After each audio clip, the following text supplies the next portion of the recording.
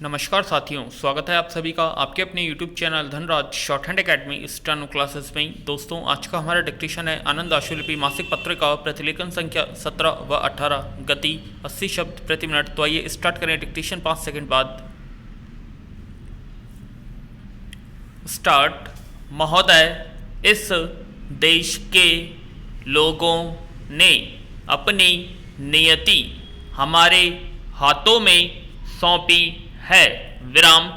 उनके प्रति हमारा दायित्व है कि हाल की घटनाओं के बारे में हम गहराई और ईमानदारी से विचार करें। विराम। देहातों में सामाजिक असंतोष क्यों बढ़ रहा है? जब तब वह हिंसा के रूप में प्रकट हो रहा है। इन प्रश्नों का उत्तर स्पष्ट है, लेकिन उसे दोहराने की आवश्यकता है। विराम। जो भू सुधार लागू किए गए हैं वे उन उचित महत्वाकांक्षाओं को पूरा नहीं कर सकते हैं जिन्हें हम स्वतंत्रता की लड़ाई के दौरान करोड़ों किसानों के अंदर जगाया था। विराम।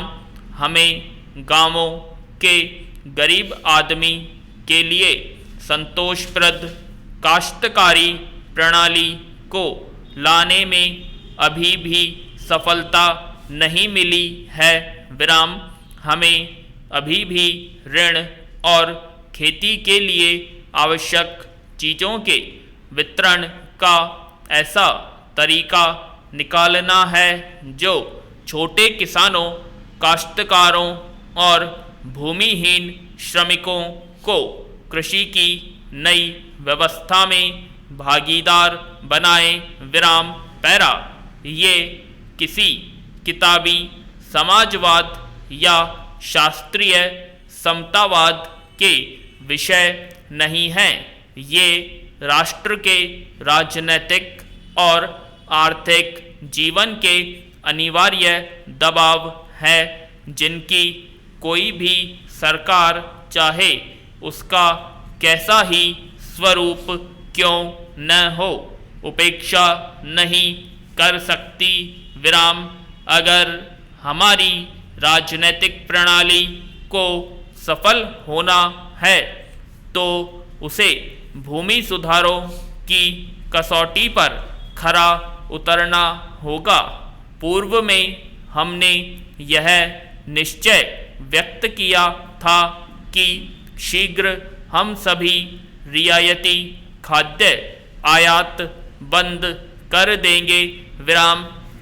मुझे विश्वास है कि आप सब उस वचन का पालन होते हुए देखना चाहेंगे। हम यह तभी कर सकते हैं जब खेती की पैदावार बढ़ाने के लिए हमें लगातार आपका सहयोग मिलता रहे तथा इसके लिए हमारा प्रयास जारी रहे। विराम। पैरा। इसलिए भूमि सुधारों की गति को तेज बनाना होगा और काश्तकारी संबंधी स्थितियां अनुकूल बनानी होंगी जिससे अधिकाधिक किसान खेती के नए नए तरीके अपनाने के लिए जरूरी साज सामान में निवेश कर सके। विराम। अगर ऐसा नहीं किया गया तो इसका वास्तविक खतरा है कि हाल ही उछाल के बाद कृषि की उपज एक बिंदु पर स्थिर हो जाएगी जो निसंदेह पहले से ऊंची होगी, परंतु हमारी बढ़ती हुई आवश्यकताओं को पूरा नहीं कर सकेगी। विराम। मैंने उन कारणों पर प्रकाश डाला है जिनसे पता चलता है कि भूमि सुधार क्यों राष्ट्रीय महत्व और तात्कालिकता का विषय है। विराम। इस संबंध में कौन से विशेष कदम उठाए जाने हैं। पैरा। महोदय, यह कहने की मुझे शायद ही आवश्यकता हो, मैंने उनका उल्लेख मुख्यमंत्रियों को लिखे गए अपने पत्रों में किया है और पिछले वर्ष हुए उनके सम्मेलन में दोहराया है। विराम। खाद्य मंत्री भी आपको समय समय पर लिखते रहे हैं। इन प्रस्तावों पर पिछले वर्ष के सम्मेलन में विचार किया गया था और कुछ निर्णय किए गए थे। विराम। लेकिन कार्यसूची के कागज पत्रों को देखने से ऐसा लगा कि उन निर्णयों को उतनी तत्परता और गहराई से लागू नहीं किया जितनी की परिस्थिति की मांग है। विराम। बहुत से राज्यों ने प्रगति और समस्याओं का आकलन करने के लिए प्रस्तावित उच्च स्तरीय समितियों का भी गठन नहीं किया है। जोत की सीमा के वर्तमान कानूनों के कड़ाई से पालन के लिए उपायों को लागू करने में और उपयुक्त लोगों में अतिरिक्त भूमि के वितरण के मामले में स्थिति कुछ ही बेहतर है। हालांकि ये दोनों ही तात्कालिक महत्व के काम थे।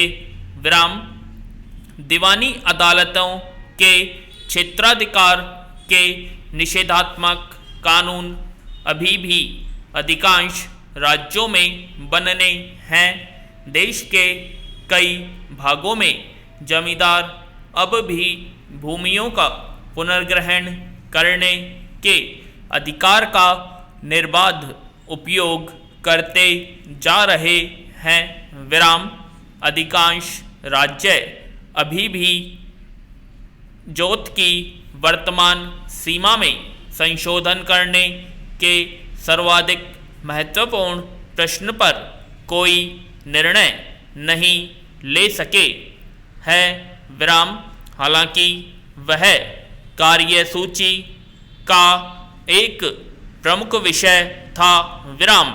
मुझे नहीं मालूम कि अधिकारों से संबंधित ताज़ा रिकॉर्ड तैयार करने में और भू कर पूंजी संबंधी सर्वेक्षण के लिए क्या किया गया है।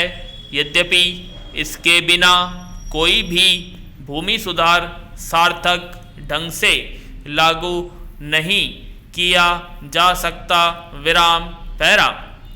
मैं इन मामलों का उल्लेख किसी का दोष खोजने की दृष्टि से नहीं बल्कि इसलिए कर रही हूँ कि उनसे पूरे देश के लिए क्या परिणाम निकल सकते हैं।